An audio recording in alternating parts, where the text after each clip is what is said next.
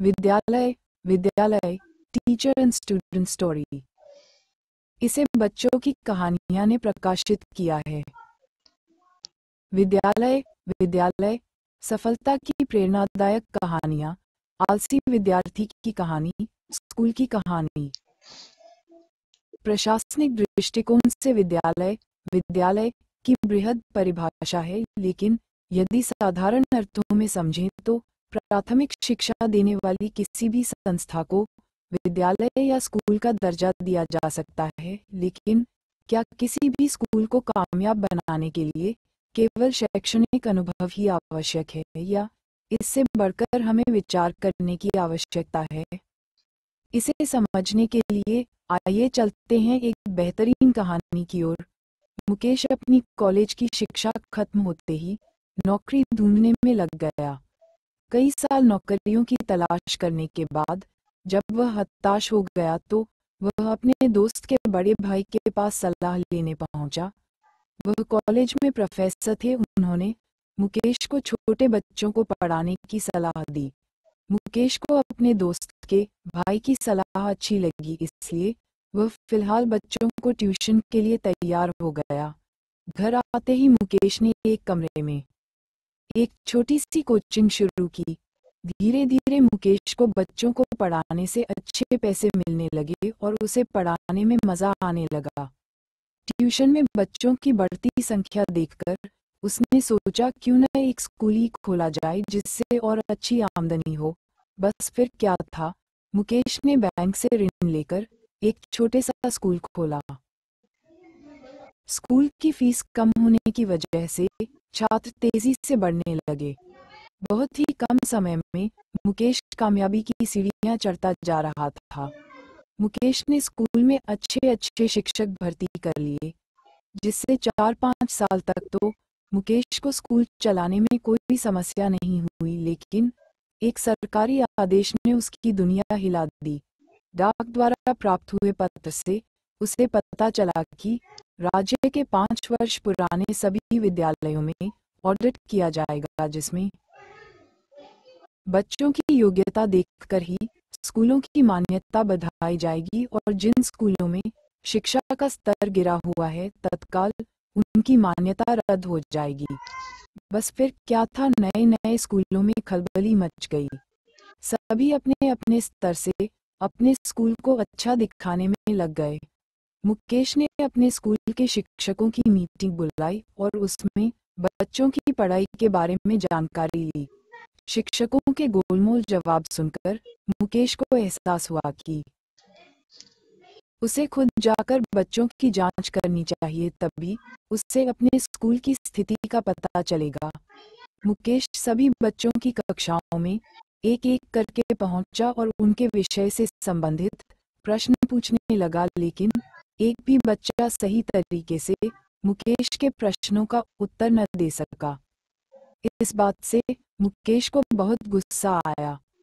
उसने सभी शिक्षकों को फटकार लगाते हुए कहा, मैं तो आप लोगों को योग्य शिक्षक समझकर लाया था, लेकिन आप लोग तो शिक्षक होने का फर्ज ही भूल गए हैं। आप लोगों को बच्चों पर विशेष ध्यान देना चाहिए था, लेकिन आज एक भी बच्चा प्रश्नों का उत्तर देने में सक्षम नहीं है और यह आप लोगों की नाकामी साबित करता है। मुकेश की बातें सुनकर सभी शिक्षक अपनी बगलें झांकने लगे।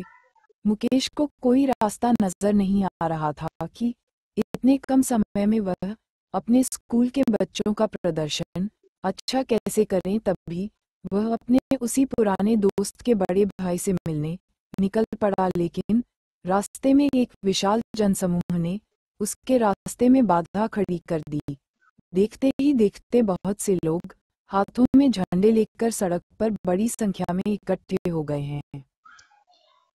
मुकेश सभी को गौर से देख रहा था।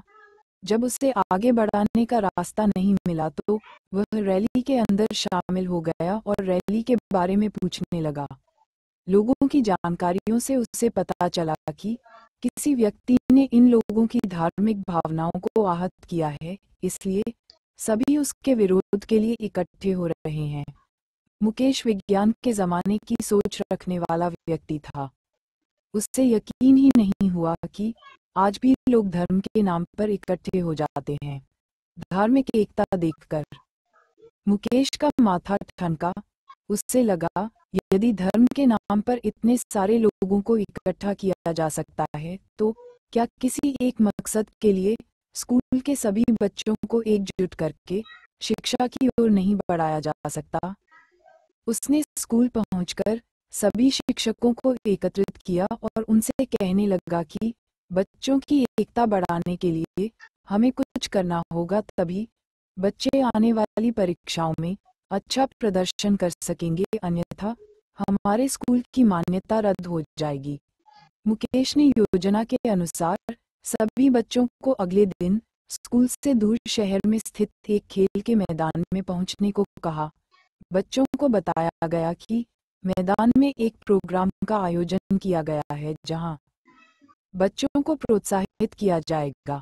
अगले दिन बच्चे खुशी खुशी खेल के मैदान पहुंचे। मंच में विशेष अतिथि के तौर पर कुछ प्रशासनिक अधिकारियों को बुलाया गया था। जैसे ही मुकेश को सभी के सामने बोलने का मौका दिया गया, उसने अपने स्कूल के बच्चों की तारीफ के पुल बांधने शुरू कर दिए। छात्र छात्राएं स्कूल के प्राचार्य के मुंह से अपनी तारीफ सुनकर बहुत खुश हुए। इसी बीच दूसरे स्कूल से आए हुए एक शिक्षक ने मंच पर आकर मुकेश को जलील करना शुरू कर दिया और भाषण देते हुए कहने लगा कि तुम्हारे स्कूल के सभी बच्चे एकदम गधे हैं। उन्हें तो केवल मस्ती करने में मजा आता है, भला ये कैसे परीक्षाओं में उत्तीर्ण होंगे। अपने स्कूल की बुराई सुनते ही मुकेश के साथ साथ सभी बच्चों को बहुत बुरा लगा। बच्चों के लिए सबसे ज्यादा तकलीफ की बात तो ये थी कि उनकी वजह से उनके प्राचार्य का सिर झुक गया, जिससे उन्हें अपमानित महसूस होने लगा।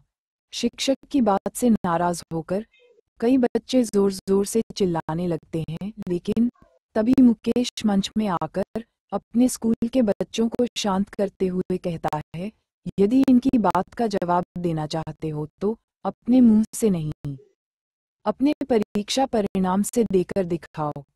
इन्हें भी पता चलना चाहिए कि इनके स्कूल के बच्चों को हम लोग भी टक्कर दे सकते हैं।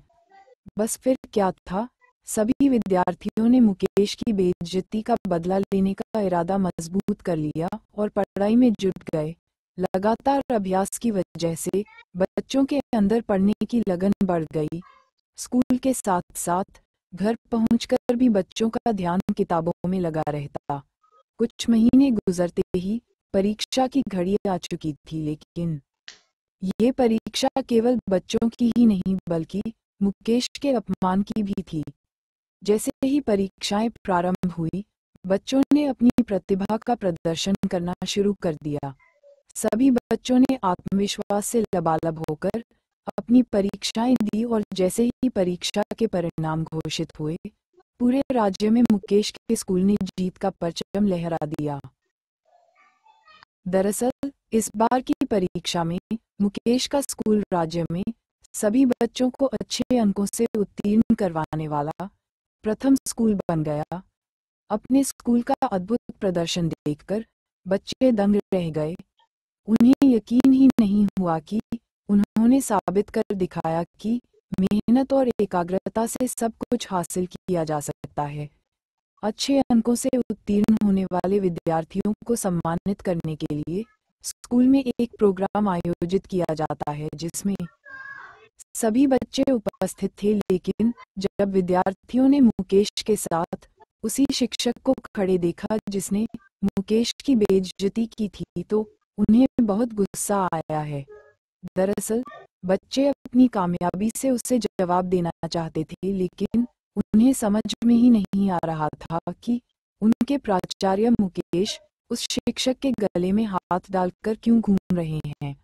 बच्चों के मन में जिज्ञासा उत्पन्न हुई तो बच्चे समूह बनाकर मुकेश के पास पहुंच गए और हिचकते हुए पूछने लगे, ये तो आपके विरोधी हैं, फिर भी आप इनके साथ मित्र की तरह घूम रहे हैं।